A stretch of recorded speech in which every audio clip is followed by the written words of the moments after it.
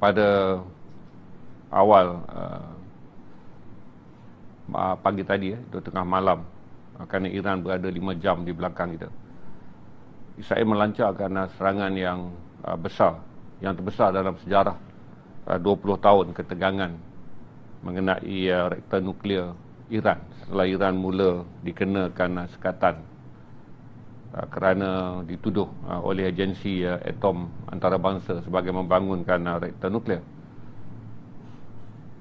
Dan ia genap 40 tahun selepas berakhirnya Iran berdepan dengan perang proksi besar-besaran ketika tahun 1981 hingga 1985, setelah revolusi Islam Iran dibangunkan pada tahun 79 oleh marhum Ayatollah Khomeini, di mana pada waktu itu Amerika menggunakan proksi Iraq yang dipimpin oleh Saddam Hussein untuk melancarkan perang yang begitu panjang yang mengorbankan berpuluh ribu orang penduduk Islam, penduduk dan tentera Islam daripada Iran dan Iraq, dalam perang yang dianggap sebagai cara Amerika menggunakan Iraq untuk menyerang Iran pada waktu itu.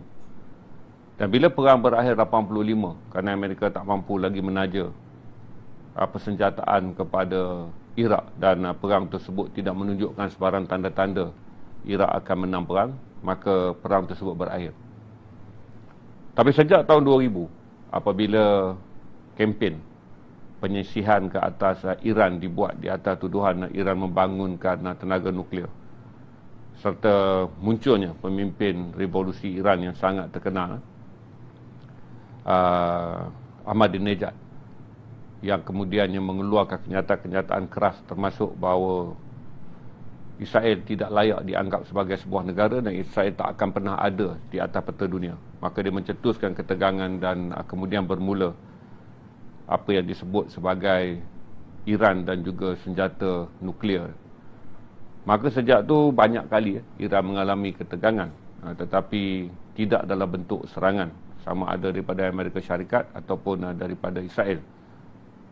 Walaupun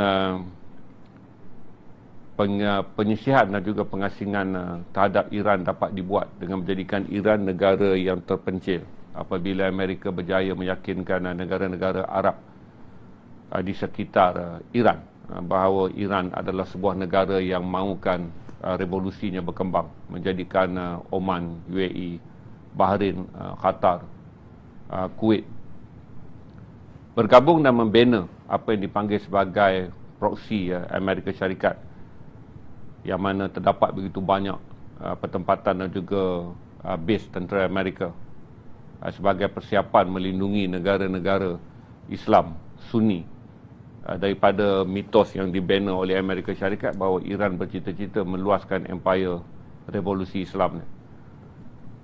Dan sejak itu Iran dikenakan sekatan ekonomi yang membawa kepada kadar inflasi mencapai 40%, di mana banyak kesan ke atas ekonomi Iran. Jadi perang di bawah naratif Iran adalah sebuah negara nuklear, dan perang di bawah naratif Iran bercita-cita menakluk negara-negara Arab di sekitar dia telah membentuk keuntungan persenjataan yang sangat besar kepada dunia barat apabila mereka berjaya menjual senjata kepada negara-negara jiran Sunni Iran, dengan gambaran ini adalah keperluan bagi mempertahankan diri. Dan semakin banyak ketegangan dibina dengan Amerika meletakkan kem-kem tentera dia di sepanjang garis ni, terutama di Kuwait, di Arab Saudi, di Bahrain, di Qatar, menjadikan salah satu keuntungan besar yang diperoleh oleh Barat adalah penjualan senjata di tengah-tengah ketegangan yang dibentuk oleh Amerika. Satu keuntungan dia adalah Amerika tak perlu menghadapi Iran secara berdepan. Kedua, industri persenjataan di Amerika mendapat keuntungan yang berlaba apabila negara-negara Sunni yang bimbangkan peluasan wilayah empire revolusi Islam Iran membeli banyak senjata. Tapi keuntungan Amerika dalam perang ini berakhir apabila berlaku ketegangan di antara pimpinan Amerika dengan Putera Muhammad bin Salman. Apabila Muhammad bin Salman yang dianggap merampas kuasa dan kemudian enggan menjadi sekutu rapat Amerika seperti mana Arab Saudi sebelumnya. Dan kemudian terbentuk penyatuan negara-negara Arab dengan kehadiran China sebagai kuasa pengimbang di Asia Barat telah menyebabkan blok yang dulunya anti-Iran kini menjadi blok sekutu Iran secara tidak langsung. Ini berikutan perjanjian damai yang ditandatangani dengan kerjasama China pada Mei 2023 di antara Arab Saudi dan juga Iran, memulihkan hubungan diplomatik yang terputus sejak 2014. Dan apabila langkah-langkah mesra Iran dilaksanakan oleh kepimpinan baru daripada negara Arab Sunni, maka naratif untuk meletakkan Iran dalam keadaan terpencil semakin sukar. Apabila bermula perang Ukraine-Rusia, yang mana Iran sebelum ini adalah negara yang terpencil berasingan, tetapi perang antara Ukraine dan Rusia telah menghidupkan blok ekonomi BRICS, iaitu blok yang ada 5 negara sebagai ekonomi alternatif yang ditubuhkan pada 2010-2011 tapi tak aktif. Tapi blok ini menjadi aktif apabila sekatan dikenakan ke atas Rusia pada tahun 2022. Dan blok ini kemudian membina ekonomi yang mana Iran memohon dan diterima menyertainya pada 2024. Membolehkan Iran bernafas seperti mana Rusia yang juga bernafas apabila dikenakan sekatan antarabangsa secara unilateral oleh Amerika dan sekutu NATO dia, 31 buah negara, kemudian diikut oleh Kesatuan Eropah. Dengan adanya blok ini, minyak Iran telah pun mengalir keluar, menjadikan Iran bernafas dan kemudian ekonominya menjadi lebih baik dan menimbulkan kebimbangan kepada kuasa barat. Satu adalah mereka tak boleh menggunakan lagi negara-negara Sunni Arab yang berada di sekitar Iran sebagai buffer zone ataupun zon penampan bagi berperang dengan Iran dengan melaga-lagakan titik lemah umat Islam, iaitu pandangan mengenai sektarian ataupun mazhab.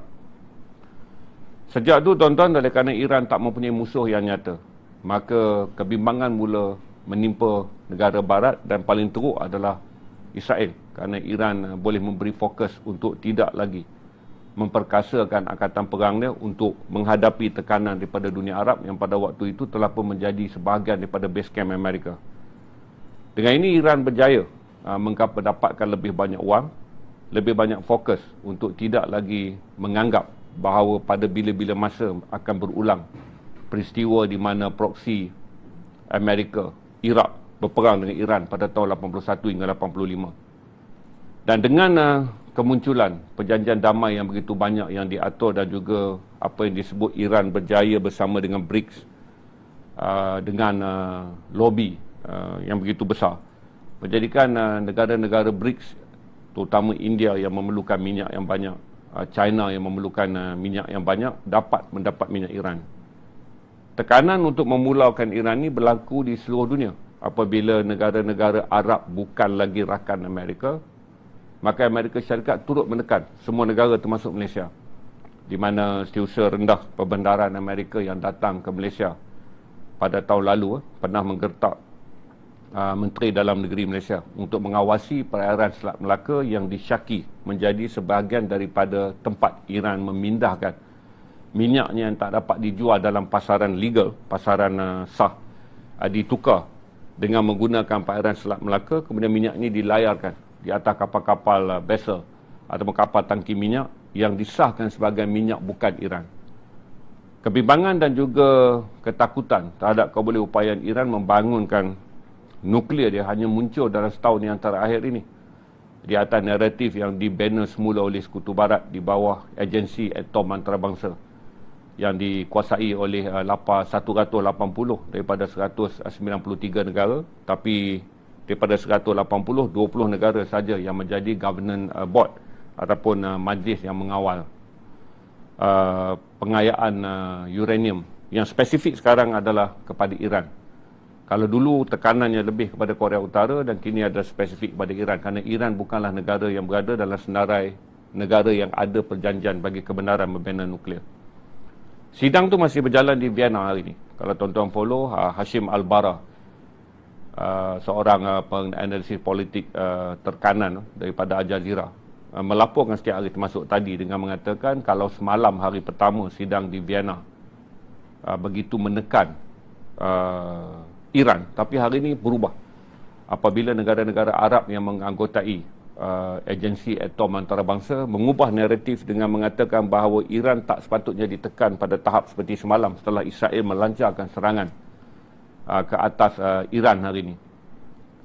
Di mana serangan ni Israel gambarkan sebagai berjaya, dan kalau kita review semua foto dan semua video yang tersebar mengenai lebih 100 lokasi yang berjaya dibom oleh Israel dalam serangan malam tadi, terutama keadaan di Tehran, di Tibris, di Kermanshah, di Natan, di Arak dan di Esfahan.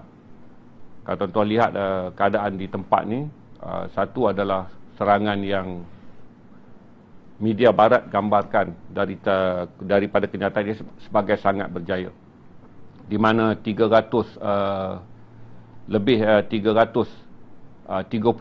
peluru dilepaskan oleh 200 jet pejuang Israel yang kali ini tiada tembakan darat ke darat, laut ke darat. Semua serangan ini sepenuhnya adalah daripada 200 jet Israel, iaitu F-16, F-35 dan F-15 yang melancarkan 330 peluru pandu.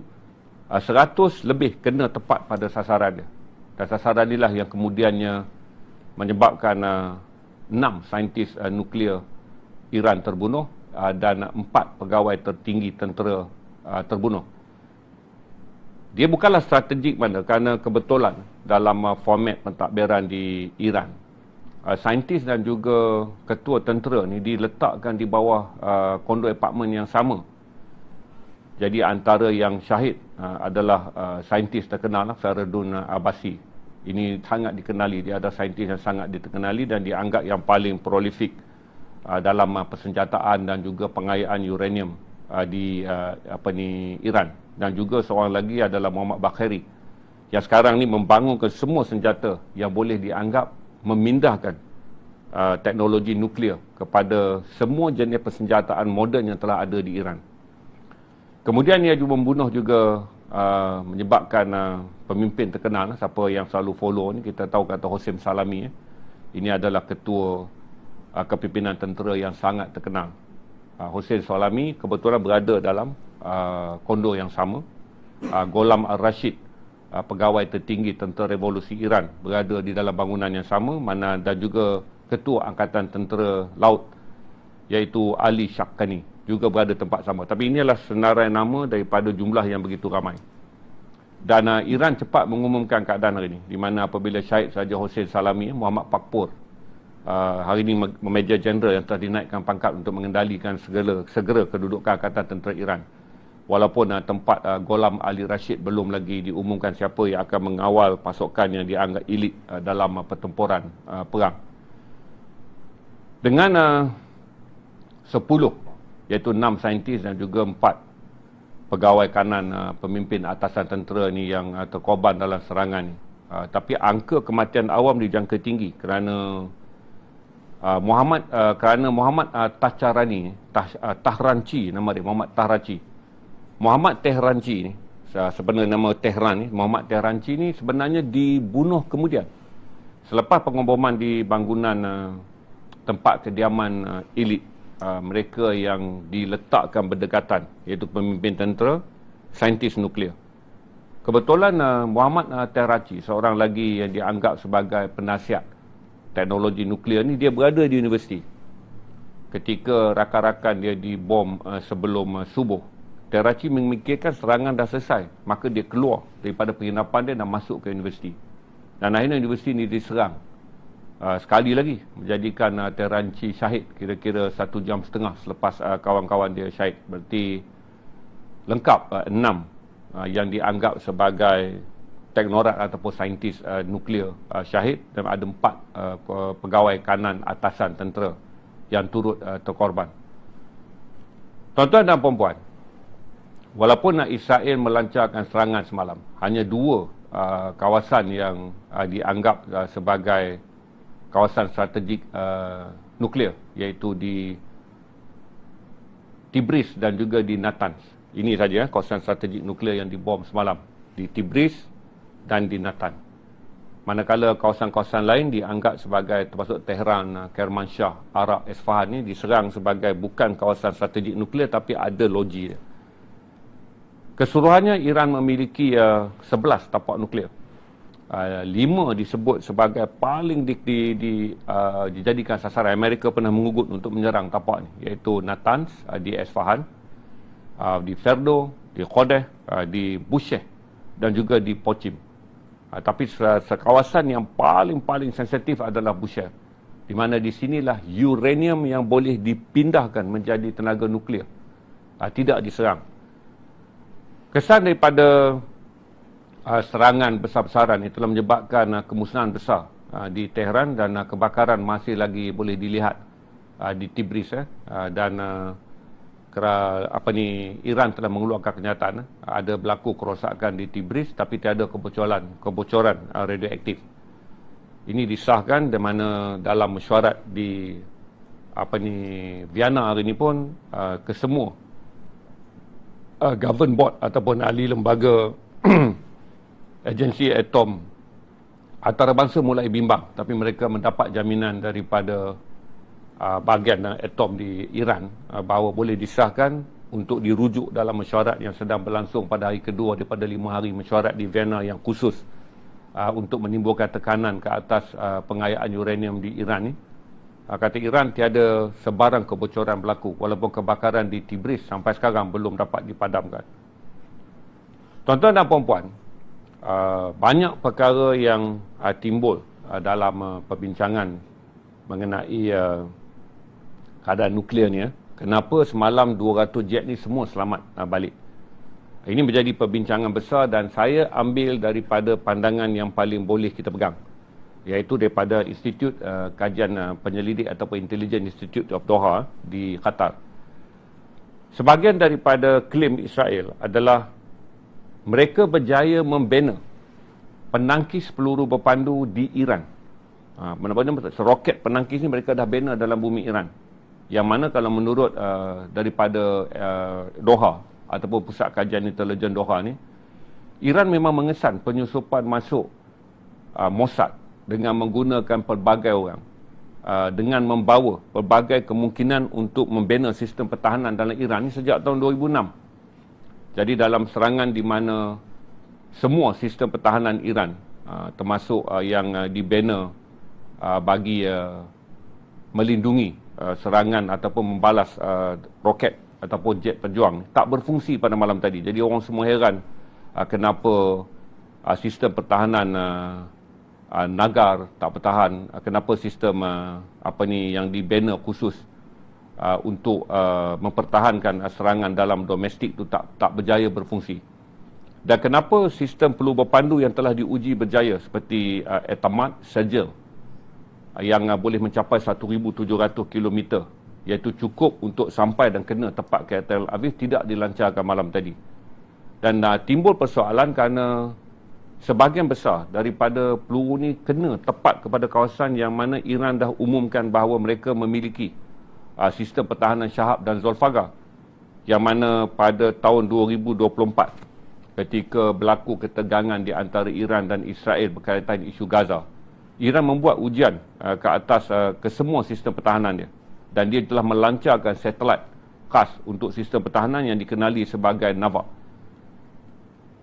Ada fakta mengatakan bahawa kemungkinan seperti mana yang disebut oleh Israel, bahawa mereka berjaya membawa penangkis roket berada di dalam Iran, dan semalam penangkis roket itulah yang sebenarnya menangkis semua roket yang digunakan oleh Iran untuk memintas ataupun menembak jet-jet pejuang Israel.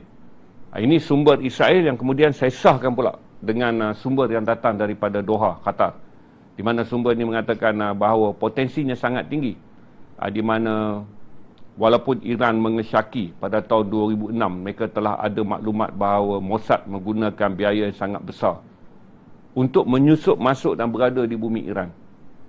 Dan kalau dilihat daripada trend, ini bukan pandangan saya ambil pandangan Elijah McNeil, seorang peneliti rangkaian perang. Dia juga berkeyakinan bahawa semua peluru berpandu Iran untuk menangkis jet pejuang ataupun menembak roket yang dilepaskan, peluru berpandu yang dilepaskan oleh 200 jet Israel yang masuk ke ruangan Iran semalam ni gagal berfungsi adalah kerana perpintasan dibuat daripada dalam bumi Iran. Dan Iran tak dapat melancarkan juga peluru berpandu dia pergi kepada tanah Israel pada malam tadi kerana semuanya dipintas dalam bumi Iran. Kita tunggu, ini pasal jamnya terlampau awal. Kita tunggu sampai 48 jam, 72 jam untuk dengar laporan penuh. Tapi saya review dulu pada tuan-tuan bagaimana berkesannya intelijen Israel bergerak dan bagaimana mereka sangat yakin melancarkan serangan semalam. Adalah kerana apa yang telah mereka bina pada 2006 dan kemudian selama bertahun-tahun mereka fikir bahawa satu-satu perlu dilakukan daripada dalam bumi Iran. Sekiranya nak memintas kerana Iran memiliki peluru berpandu berteknologi tinggi, terutamanya balistik Emad yang boleh berjalan 1,700 km, dan Iran juga memiliki beberapa peluru pandu yang telah pun dinaik taraf yang boleh mencapai 3,000 km. Jadi ini gambaran jelas kenapa semalam Israel tak terjejas. Akibat serangan yang tak boleh dipintas dan kemudian tak boleh dilancarkan serangan balas pada minit yang sama ketika Israel melancarkan serangan ke atas Iran.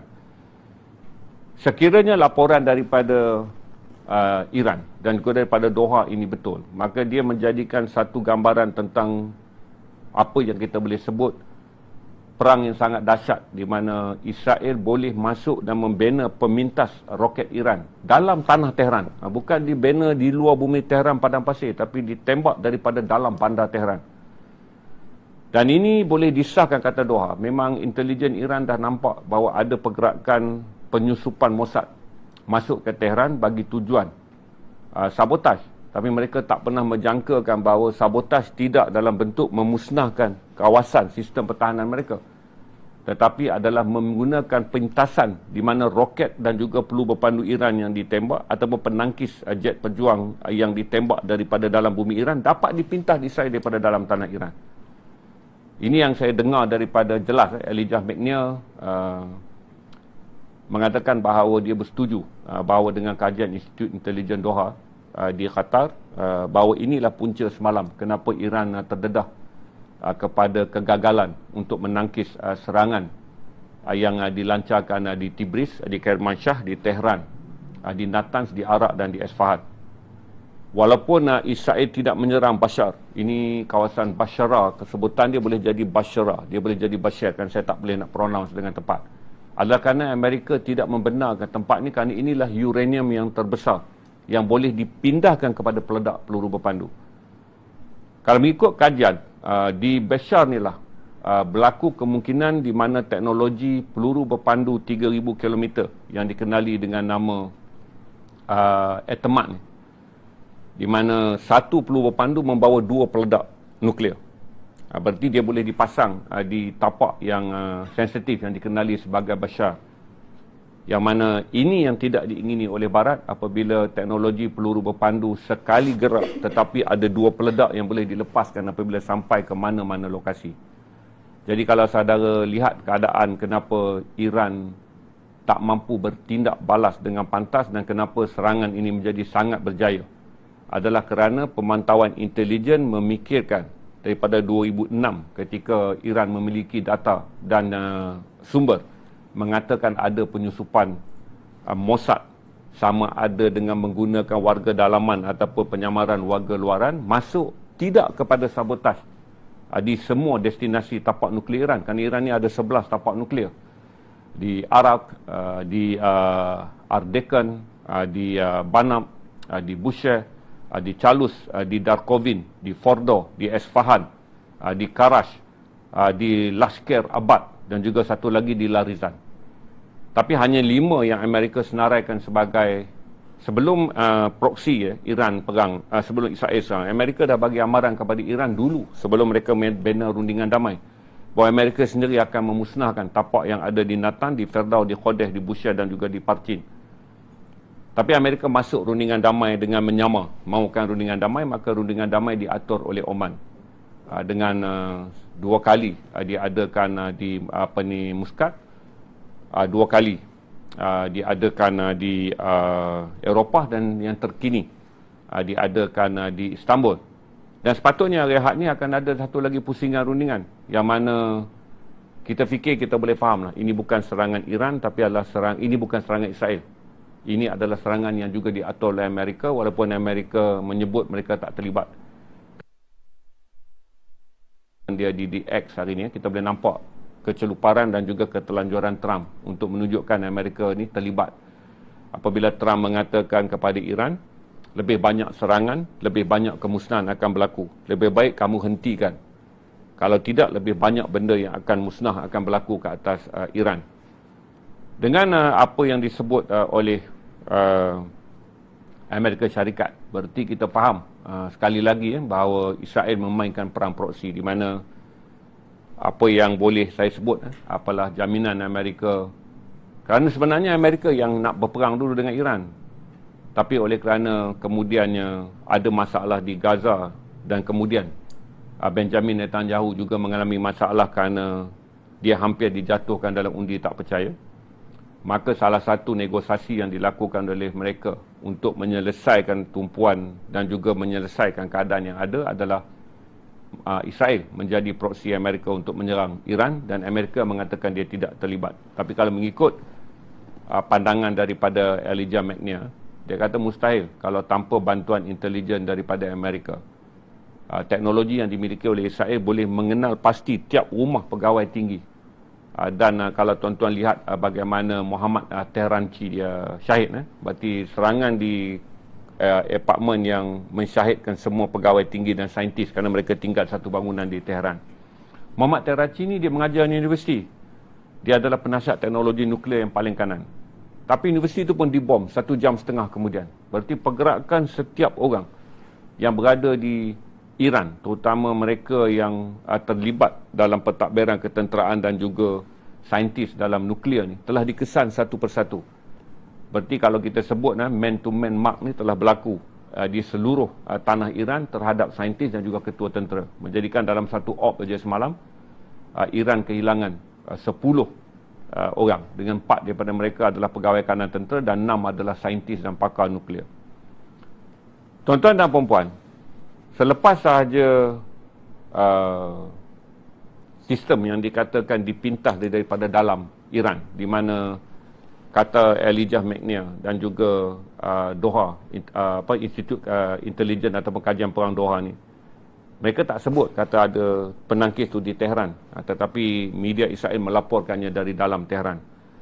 Tapi kita boleh mengambil pandangan dahsyatnya persediaan Israel selama 2006 sampailah mereka melancarkan serangan malam tadi 13 bulan Jun, adalah dengan bertahun-tahun membina. Secara tak pernah dipikirkan oleh masyarakat lain bahawa sistem pertahanan sebuah negara musuh boleh dibina dalam sebuah negara musuh yang lain. Iran dengan 85 juta penduduk, dengan keterbukaan menerima penerbangan masuk dan keluar berbanding Israel yang lebih ketat kendaliannya, menjadikan Iran terdedah selain daripada musuh luaran dan juga musuh dalaman, kerana tak semua rakyat Iran menyokong kerajaan revolusi Islam Iran.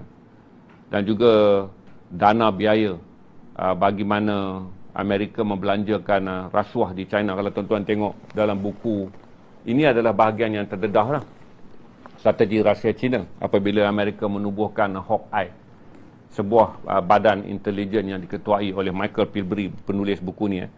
Dia mendedahkan ratusan juta dolar Amerika habiskan untuk membeli rahsia daripada China melalui pegawai tinggi, ahli politik, saintis, tenaga pengajar, pemikir, ataupun mereka yang selama ini memiliki pengetahuan yang dalam tentang ketenteraan dan juga ekonomi China. Yang mana kata Michael Pilbery, untuk menyiapkan 6 tahun risikan dia bagi menghasilkan apa yang dunia tak tahu adalah plan jangka panjang China, iaitu menjadi kuasa ekonomi dan kuasa ketenteraan terbesar di dunia 2046. Jadi daripada Hawkeye, HAWKEYE ni yang ditedahkan dalam buku ni, tidak mustahil kita ada boleh mempercayai bahawa satu dana dan satu unit khas yang dibina bersama di antara Mossad dan juga CIA bagi tujuan apa yang hari ini telah mereka berjaya lakukan ke atas Iran secara tepat, terancang dan sangat berjaya. Selepas sahaja serangan, Iran mencuba untuk melihat sama ada sistem penangkis masih berfungsi atau tidak. Maka dia terbangkan 100 lebih drone berteknologi rendah merentas ruang udara untuk melihat sama ada di mana fungsi kedudukan sistem pertahanan Israel yang dibina dalam bumi Iran. Tapi drone ini ditembak dengan menggunakan penangkis di luar bumi Iran, termasuk penangkis yang ada di Jordan. Tuan-tuan dan puan-puan, dengan apa yang kita lihat keadaan di Iran, selesai bab saya bagi tahu tentang bagaimana serangan ini sangat berjaya, dengan bagi pada tuan-tuan bukan analisis data, tapi adalah bukan analisis nama tempat, tapi adalah analisis gagalnya sistem pertahanan semalam. Bagi memberi gambaran bahawa kenapa kita memikirkan sejauh mana seluruh tanah Arab sebenarnya telah pun diduduki dan telah dikuasai oleh satu sistem yang menjadikan apa yang mana berlaku kepada Iran adalah bentuk peperangan moden yang mana musuh menyediakan sistem pertahanan udaranya dalam negara kamu. Ini besar untuk Malaysia juga fahami. Di tengah-tengah kita gairah kepada apa yang disebut sebagai keterbukaan logistik dan juga keterbukaan pelaburan pertahanan. Satu perkara yang mesti kita tahu bahawa musuh bergerak hinggalah sehalus di mana penangkis roket yang sepatutnya berfungsi dengan baik. Kerana sistem yang dibina oleh Iran, Shahab dan Zulfagar, saya pernah promote dengan tuan-tuan Zulfagar yang diperkenalkan oleh Iran pada Hari Kebangsaan mereka 2024. Ada sistem yang diuji dan sangat efisien. Dan Barat mengakui ini adalah antara penangkis roket yang paling bagus. Walaupun sistem ni tak pernah digunakan di Rusia kerana tak banyak serangan udara daripada Ukraine ke Rusia.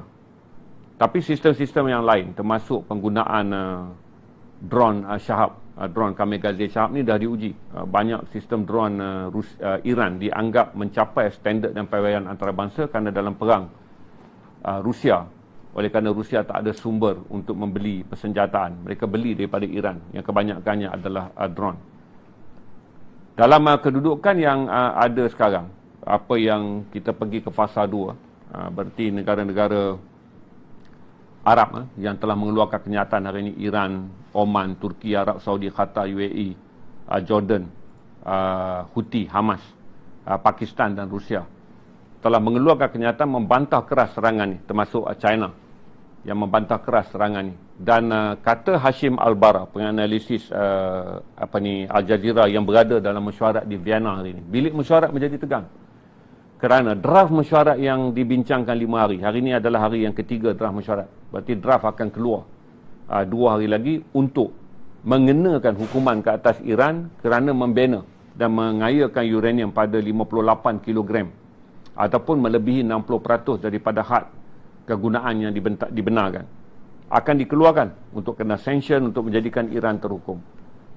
Dan dalam undian awal daripada 20 negara yang mengundi ini, 12 negara bersetuju dengan draft resolusi sebelum diluluskan.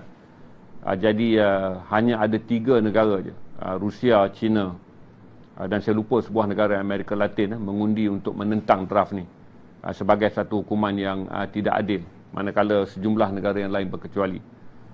Dengan hari ini katanya tegang adalah kerana negara-negara Arab yang berada dalam agensi atom antarabangsa mula mendesak supaya satu draft ini dipindah, supaya Iran tak bertindak agresif untuk kembali melancarkan serangan dan menjadikan seluruh wilayah Asia Barat akan bermandi. Dengan apa yang mereka bimbang adalah sekiranya Iran melancarkan semua siri serangan berdasarkan kemajuan teknologi yang mereka ada. Berarti kalau Iran memilih, ini adalah waktu yang tepat untuk menyambut perang yang mereka tunggu sejak sekian lama. Kalau berdasarkan daripada kenyataan Ali Khamenei, bahawa ketika Amerika bagi tekanan ni, dia kata ini adalah perang yang memang telah pun Iran tunggu begitu lama, sejak revolusi Islam Iran 1979. Dan sekiranya kita lihat kalau Iran mempunyai keyakinan dan telah bersedia untuk melancarkan Bava, Kordat, Ra'ad, kemudian menggunakan semua kekuatan yang mereka miliki dalam Shahab, dalam Zulfagar, dalam Etamat, dalam Navak, dan juga perlu berpandu jarak yang besar iaitu Qadar yang boleh dibangunkan pada 300 km ke sampai 1000 km. Yang kedua adalah kebimbangan sekiranya Iraq yang ada 70,000 tentera Kataib Al-Syuhada. Iraq yang berada dalam keadaan paling cemas sekarang kerana Iraq ada tentera nasional, yang mana Iraq ni pula diikat oleh hubungan dengan Amerika. Tuan-tuan, untuk faham saya jelas, Iraq dalam keadaan sekarang dia berada di dalam tebing yang sangat sukar. 2003 apabila Saddam Hussein dijatuhkan, dan kemudian Amerika jajah Iraq selama 8 tahun sampai 2011. Bila Amerika nak meninggalkan Iraq dan nak membenarkan pilihan raya Iraq melaksanakan pilihan raya demokrasi, waktu tu Nuri al-Maliki dilantik sebelum diganti dengan Syia al-Sudani sekarang, Muhammad Syia al-Sudani sekarang. Amerika buat perjanjian dengan Iraq sebagai membebaskan Iraq, tetapi Iraq ni di mana minyak dia dijual, semua hasil pendapatan minyak ni pergi ke Amerika.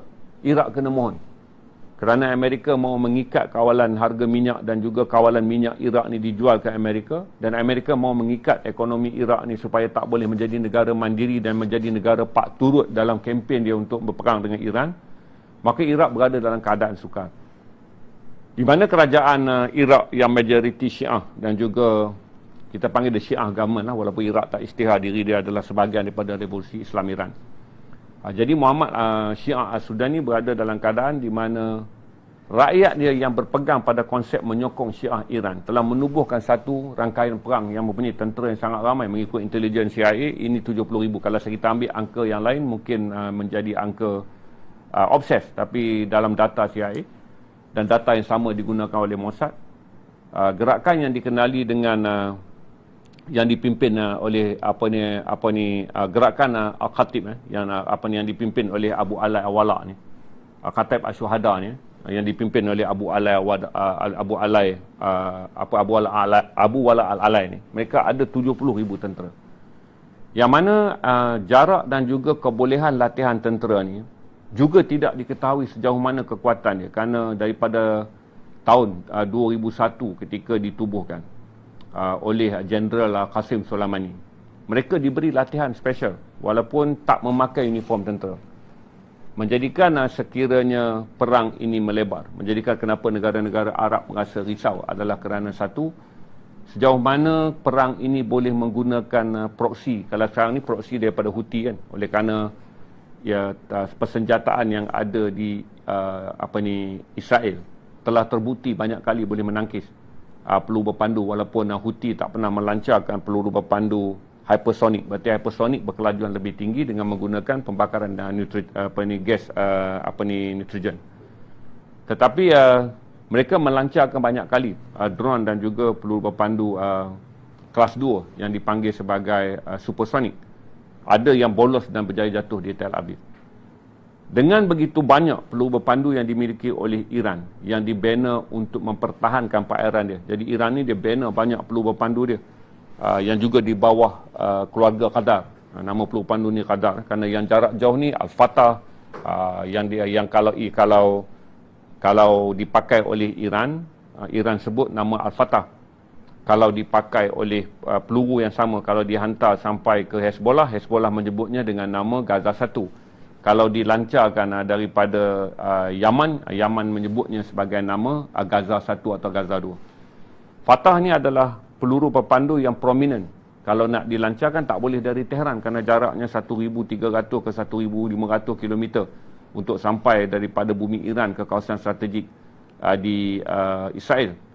Tapi apakah peluru pandu ni akan menyusup dan kemudiannya 70,000 tentera proksi yang dipimpin oleh Kataib Al-Syuhada ni ataupun Abu Alai Al-Wala ni akan mengambil langkah menjadikan Iraq juga sebahagian daripada kem ketenteraan yang penting, bagi membolehkan skala perang ni terbuka dengan skala yang begitu besar, di mana satu adalah seluruh tanah Arab akan terjejas kerana sekiranya peluru berpandu ni dilancarkan daripada Yaman, berarti dia akan melangit di atas tanah Arab Saudi sampailah ke tanah Iraq dan melalui tanah Jordan. Kalau dilancarkan daripada tanah Iran juga hampir sama, dan kalau dilancarkan daripada tanah Iraq akan melalui Bukit Golan untuk jatuh dalam kawasan strategik Israel.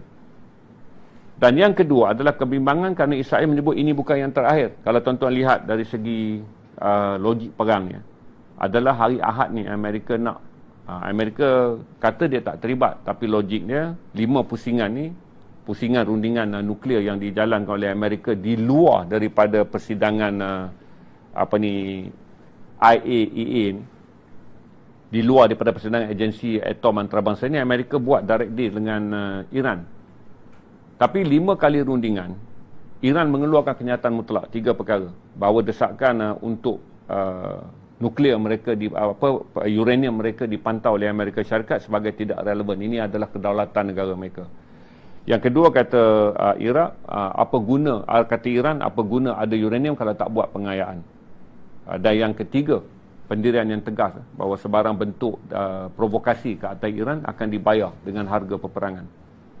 Ini yang menjadikan kenapa hari ini semua pihak mula melihat bahawa serangan yang digunakan oleh Netanyahu untuk meluaskan pengaruh perang di ketika pengaruh politik dia makin merosot, kemudian ini perjanjian yang akan ada manfaat kepada Amerika. Berarti Amerika tak perlu kotorkan tangan perang, Amerika bagi Israel serang, dan kemudian dalam perjanjian yang akan dijalankan pada hari Ahad ni, Amerika akan berfikir Iran akan tunduk. Ini saya fikir adalah satu, kalau Donald Trump berharap Iran sign satu agreement bersetuju uranium dia dikawal oleh Amerika, tak masuk akal. Berarti yang masuk akal adalah Ahad ni rundingan akan gagal di Muscat. Berarti bila rundingan ni gagal, Ahad juga akan jadi hari di mana agensi tenaga atom antarabangsa. Ingat, agensi tenaga atom antarabangsa yang saya maksudkan ni adalah yang ditubuhkan 1957 di bawah PBB. Jadi kuasa mereka ni adalah kuasa yang termutlak dalam apa yang dipanggil sebagai Convention PBB. Jadi ini adalah agensi yang pengaruh dia sangat kuat. Ada 180 negara. Malaysia adalah negara yang menganggotainya pada tahun 84. Jadi dia daripada 180 ni, dia ada 20 negara yang dipilih sebagai board governance ataupun badan pemantau mengenai kedudukan atom ataupun pembangunan nuklear. Apa yang menjadi lebih buruk adalah potensi perang ini meluas adalah sangat tinggi. Kerana mengenali Iran yang kita tahu bertukarlah pemimpin dia mana pun, daripada Ahmadinejad sampailah sekarang Masoud Pezeshkian. Masoud pun keluar kenyataan keras hari ini bahawa ada harga yang perlu dibayar. Dan kemudian pemimpin spiritual mereka ataupun dikenali sebagai Ayatollah juga mengeluarkan kenyataan yang sangat keras.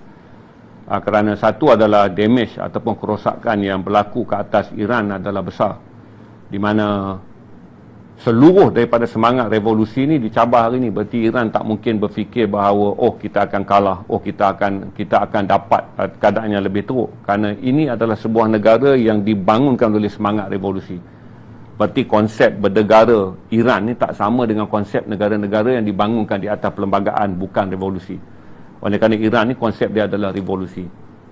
Dan oleh kerana revolusi ini menganggap bahawa musuh adalah musuh, maka selamanya apa bentuk saja rundingan yang dibuat dengan musuh tak akan ada jalan keamanan. Di mana Amerika menganggap Iran adalah paksi kejahatan, Iran menganggap Amerika adalah paksi kejahatan, dan Iran menganggap Israel adalah negara yang tak benar layak dan tak layak wujud di muka bumi.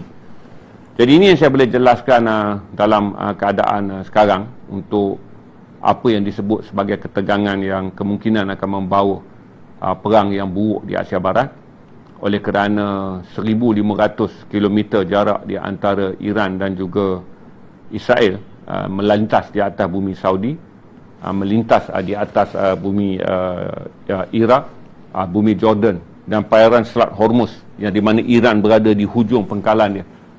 Di keliling ni ada Arab Saudi, ada Kuwait, kemudian ada ada UAE dan juga ada Bahrain, di mana semua minyak yang datang daripada keperluan dunia muncung tempat keluar di Selat Hormuz ni dikawal oleh Iran, di mana Iran boleh mengadakan sabotaj ke atas semua kapal dagang yang datang daripada negara barat, walaupun memberi minyak daripada rakan-rakan Arab yang telah tidak dia musuhi. Dalam tempoh beberapa tahun di mana rundingan mendamaikan perpecahan sektarian di antara Syiah dan Sunni berjaya diatur, dan kemudiannya munculnya generasi pemimpin baru, sama ada Putera Muhammad bin Salman ataupun Abdul Rahman, keluarga Al-Thani yang memimpin UAE, telah mengurangkan apa yang dipanggil ketidakperluan perbezaan sektarian yang dibangun dalam naratif Amerika sejak tahun 1970-an. Ini saya jelaskan kepada tuan-tuan tentang keadaan yang ada. Masih awal untuk kita lihat keseluruhan tindak balas Iran. Tapi pastilah perang ini tak akan boleh diselesaikan hari Ahad ni. Di mana matlamat Amerika dengan serangan yang ada, hari Ahad ni Iran akan menandatangan perjanjian mengikut telunjuk Amerika. Yang mungkin Iran akan sertai rundingan yang diatur oleh jirannya Oman, tapi akan menyatakan pendirian yang lebih tegas. Itu adalah satu bahagian yang asing. Dan bahagian dua yang asing, sidang agensi atom antarabangsa yang sedang berlaku di Vienna sekarang, tak mungkin akan mencapai apa-apa. Di mana hari ini negara-negara Islam dan blok yang selama ini mengkritik Iran kemungkinan akan merendahkan suhu tekanan bagi mengelakkan Iran tersepit dua kali. Satu, kalaulah Israel tak serang, berarti satu bentuk diplomatik dapat dibuat oleh agensi atom antarabangsa dengan mengatakan akan dikenakan sekatan kecuali Iran membenarkan penyelesaian dalam bentuk diplomatik. Ini satu benda yang diharapkan oleh agensi atom antarabangsa, bukanlah dengan kemusnahan ke atas Iran dalam bentuk perang, tapi adalah saluran diplomatik sejajar dengan penubuhannya dan statusnya sebagai satu agensi di bawah United Nations. Tapi oleh kerana perang ini dah berlaku dan kemudian Israel akan cuba menjadikan naratif perang ini lebih besar bagi membolehkan dia kekal mendapat bantuan Amerika, kerana Amerika memiliki kepentingan dalam memusnahkan Iran. Berarti setakat hari ini kalau tuan-tuan baca, Jerman telah pun mengiktiraf hak Israel untuk menyerang Iran. Jerman dah menjadi negara pertama yang menyokong perang ini. Berarti kalaulah Jerman menghantar lebih banyak senjata kepada Iran, kepada Israel, hilanglah naratif Jerman membantu Gaza. Begini rakyat Jerman, dunia antarabangsa di Kesatuan Eropah tak bersetuju bantuan senjata dibagi kepada Israel, kerana Israel sedang menghancurkan Gaza dan cuba merampas tebing barat. Tapi dengan melancarkan perang dan menggalakkan perang di antara Israel ni dengan Iran berlaku, berarti ada dua masalah. Kerana negara-negara Kesatuan Eropah tidak berada dalam blok Iran. Semua Kesatuan Eropah yang telah terpecah dua, 16 menyokong Gaza, 8 menentang sekatan ke atas Israel kerana perang Gaza, 2 berkecuali. Tapi kesemua blok yang berada dalam NATO dan blok yang berada dalam Kesatuan Eropah adalah blok yang tidak bersama dengan Iran. Kita mengambil 600 hari untuk memindahkan perhatian blok ni daripada pro-Israel kepada pro-Gaza. Maka Israel pandai, dia lancarkan perang dengan Iran bagi menjadikan blok yang sekarang pro-Gaza akan balik kepada pro-Israel, kerana kedudukan Iran ni musuhi oleh seluruh negara blok barat, sama ada dalam NATO, apatah lagi Amerika Syarikat. Menjadikan akses Israel untuk mendapat kembali senjata daripada negara-negara barat terbuka, kerana kini dia memerangi sebuah negara yang turut dimusuhi oleh barat. Ini adalah konflik yang berjaya dicatur oleh Tel Aviv ketika mereka mendapat kurang populariti, termasuk undi pada 17 hari bulan Jun yang dijangka akan membawa kepada sekatan. Untuk pengetahuan, undi dah dibuat semalam. 140 lebih negara bersetuju. Undi yang semalam ni adalah undi yang diusulkan untuk kemanusiaan. 148 negara bersetuju. Tapi saya tak ingat detail lah, berbelas tidak bersetuju dan juga berbelas berkecuali daripada 193. Berarti semalam 2/3 dapat undi untuk mendesak Israel melaksanakan membenarkan bantuan kemanusiaan. Jadi undi ini ada tenggelam. Berarti negara-negara Eropah kini masuk ke dalam fasa baru, iaitu kembali menjadi blok Israel. Sekiranya Israel memerangi Iran, kerana Iran dianggap blok yang nyata musuh kepada blok barat. Ini adalah kecekapan Netanyahu memecahkan Syria, boykot dan juga siri kebangkitan sekatan ke atas mereka akibat isu Gaza, dengan mendapatkan kembali sekutu mereka sekiranya dia melancarkan perang ke atas Iran, dan sekiranya Iran melancarkan kembali perang ke atas Israel. Menjadikan blok negara Arab berjaga-jaga, kerana satu adalah Iran saja yang mampu berperang. Untuk pengetahuan tuan-tuan, kenapa dalam perang ni jadi tidak seimbang, walaupun kita tengok data, satu adalah Israel ini memiliki 170,000 tentera saja. Iran memiliki 610,000 tentera. Tapi jarak sempadan kedua-dua negara adalah jauh, ukuran jumlah tentera tidak menjadi perkiraan. Yang kedua, dalam keseluruhan yang ada ni, Israel membelanjakan 27 bilion dolar USD per tahun untuk persenjataan. Iran hanya ada 10 bilion USD per tahun. Berarti kekuatan Israel adalah 2.7 kali ganda per tahun.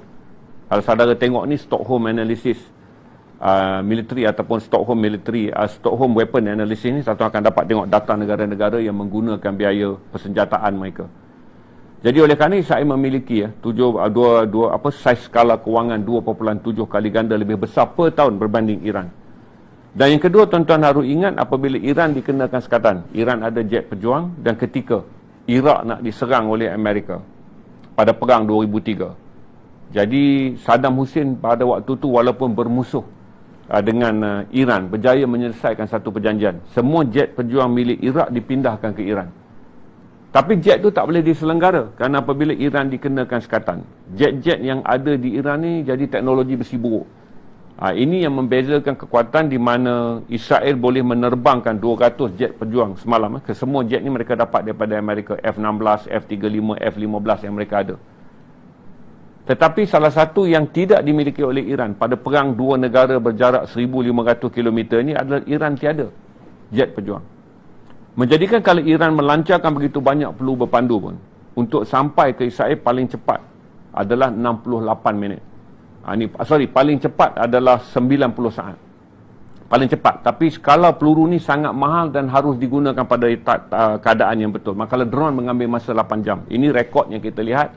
Siri serangan Disember 2023 yang dilancarkan oleh Iran ketika cuba membantu Gaza. 3,000 drone, peluru berpandu dan juga segala macam senjata udara yang digunakan, yang kemudian diintercept, dipintas dengan bantuan Kanada, dengan bantuan Australia dan juga dengan bantuan dua kapal perang Amerika yang berada di lautan Mediterranean, iaitu USS Laboon dan USS Roosevelt.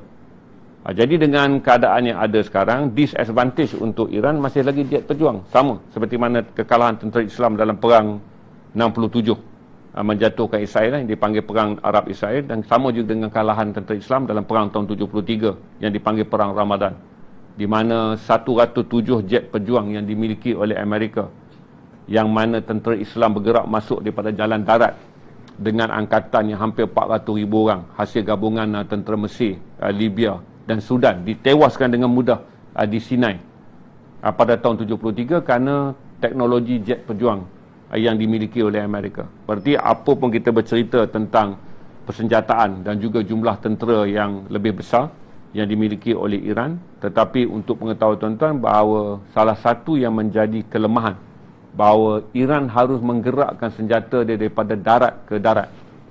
Iran tidak memiliki angkatan laut yang kuat untuk melancarkan serangan daripada laut ke darat. Dia berbeza dengan Israel. Dia memiliki apa yang dipanggil sebagai jet pejuang berteknologi tinggi dan terkini yang boleh sampai ke dalam ruang udara Iran dan melancarkan peluru berpandu dengan kepantasan less than 5 second untuk kena pada semua lokasi yang semalam, 100 lokasi tepat, dan diperkuatkan lagi dengan pembangunan intelijen Israel pada 2006 yang mana selama ini dibaca oleh pakar intelijen Iran dan juga pakar intelijen di Doha sebagai menyusup masuk untuk sabotaj camp atau sabotaj pusat nuklear ni. Jadi bila mereka lihat daripada 2006 pergerakan intelijen Mossad dan CIA ni, mereka tak menjangkakan bahawa intelijen ni masuk bukan untuk sabotaj camp mereka di Arab, pusat nuklear mereka di Arab, pusat nuklear mereka di Ardekan, pusat nuklear di Bushehr, pusat nuklear di Bornab, pusat nuklear di Chalus, Dokavin, Fardov, Esfahan, Karash saya ingat sebutannya yang paling tepat. Yang satu lagi adalah di Abad dan satu lagi adalah di Larizan. Jadi selama ni mereka menjaga piawaian keselamatan di tempat pembangunan uranium dan nuklear mereka. Rupa-rupanya 2006 tu hari ni baru terjawab bahawa penyusupan masuk adalah membina penangkis peluru berpandu berteknologi tinggi daripada Iran, termasuk kalau kemampuan membawa peledak nuklear. Berarti kalau dilancarkan, dia dipintas daripada dalam bumi Iran. Satu yang sangat tak pernah berlaku dalam mana-mana sejarah perang. Kebiasaannya kita lihat perang gerila, tapi bagaimana berdikit-dikit daripada tahun 2006 hinggalah fasiliti ini lengkap. Dan ketika Benjamin Netanyahu mengadakan hubungan dengan Amerika Syarikat, bahawa mereka telah tahu lancar serangan hari ini, seluruh sistem pertahanan yang ada kepada Iran, dan Iran tak akan menjangkakan semua sistem pertahanan dan juga sistem serangan peluru berpandu dia ada boleh ditewaskan daripada senjata musuh yang telah berada dalam negara dia. Ini gambaran yang saya fikir Malaysia juga perlu belajar tentang apa yang dipanggil sebagai modern security, di mana musuh telah berada di dalam rumah kamu, di mana ketika kamu membina seluruh bentuk sistem pertahanan, musuh membina sistem pertahanan di dalam negara kamu. Ini adalah paling tragik dalam kes Iran, bagaimana mereka tak dapat bertindak balas langsung semalam. Apabila 200 jet perjuang ni masuk, potensi Iran untuk menembak jatuh jet perjuang ni adalah tinggi, kerana kalau saudara tengok keupayaan Zulfagar ketika dia dipaparkan dalam Hari Kebangsaan Iran pada tahun lepas, ini adalah teknologi yang sangat canggih Zulfagar ni, walaupun tak pernah diuji oleh Rusia, kerana dalam perang Rusia dan Ukraine, kerana Ukraine tak memiliki jet perjuang untuk masuk ke ruang udara, maka dia tak dapat dijadikan medan eksperimen.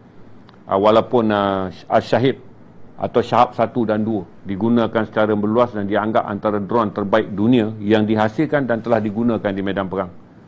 Itulah saya update tuan-tuan hari ini.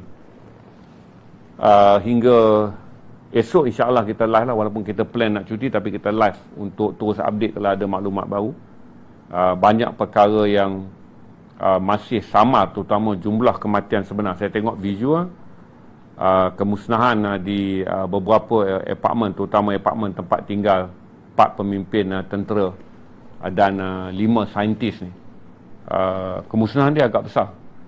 Dan kita tak tengok lagi tapak universiti di mana tempat Muhammad Tehraci dibunuh 1 jam kemudian, di mana 1 jam setengah kemudian, kerana apabila mereka serang apartmen tu, Tehraci tak berada di situ kerana dia penasihat nuklear ataupun dipanggil sebagai mentor yang masih hidup dalam nuklear ni. Dia mengajar di universiti.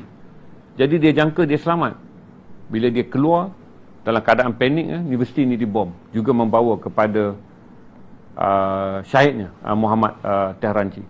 Itu yang saya boleh jelaskan pada keadaan hari ini kepada tuan-tuan, apa yang berlaku di Iran. Dengan tumpuan semua petikan saya ni, tuan-tuan boleh rujuk sama di Al Jazeera, Time of Israel, tuan-tuan boleh rujuk pada Jerusalem Post, tuan-tuan boleh rujuk di Al Jazeera, tuan-tuan boleh rujuk di IRNA, dan tuan-tuan boleh rujuk di BBC. Kerana itulah yang saya buat sepanjang, kerana saya dah syak serangan nak berlaku. Sebab tu semalam tengah live saya bagi tahu, kata dalam tempoh 24 jam trend serangan akan berlaku. Kerana kita pantau daripada semalam dengan pengunduran besar-besaran askar Amerika dan juga pejabat-pejabat dan juga kepentingan aset Amerika di Asia Barat dibuat secara drastik. Kita tahu pattern ni bukanlah pattern biasa. Cuma kita tak jangka bahawa seawal 9 jam selepas saya tak jadi live dengan tuan-tuan semalam kerana fumble, iaitu kehilangan keseimbangan lidah untuk stream kerana keletihan otak.